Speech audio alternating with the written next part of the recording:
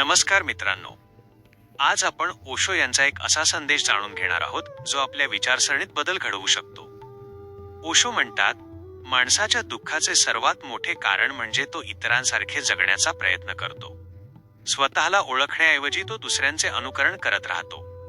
आपल्या आयुष्यात आपण अनेकदा लोक काय म्हणतील याचाच विचार करत राहतो. त्यामुळे आपल्या मनातील स्वप्ने, इच्छा आणि क्षमता दडपून टाकतो.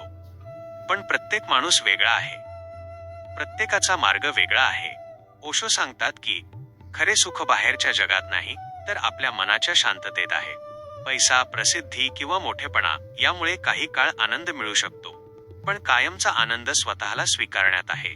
राग, मत्सर, द्वेष आणि भीती यांना धरून ठेवले तर मन कधीच शांत होत नाही.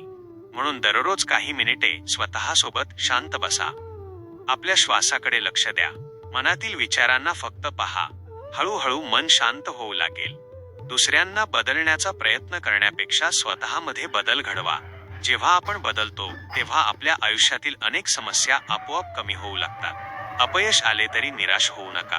प्रत्येक अपयश आपल्याला नवीन शिकवण देऊन जाते. जो माणूस स्वतःवर विश्वास ठेवतो त्याला यश मिळण्यापासून कोणीही रोखू शकत नाही. मित्रांनो, आजपासून एक निर्णय घ्या. दुसऱ्यांशी तुलना करणे थांबवा. स्वतःवर प्रेम करा. वर्तमानात जगा आणि प्रत्येक दिवस नवीन संधी म्हणून स्वीकारा. हाच खऱ्या आनंदाचा मार्ग आहे. जर हा संदेश तुम्हाला आवडला असेल तर व्हिडिओला लाईक करा. तुमचे विचार कमेंटमध्ये नक्की सांगा आणि अशाच प्रेरणादायी व्हिडिओंसाठी संतकथा चॅनलला सबस्क्राईब करा. धन्यवाद.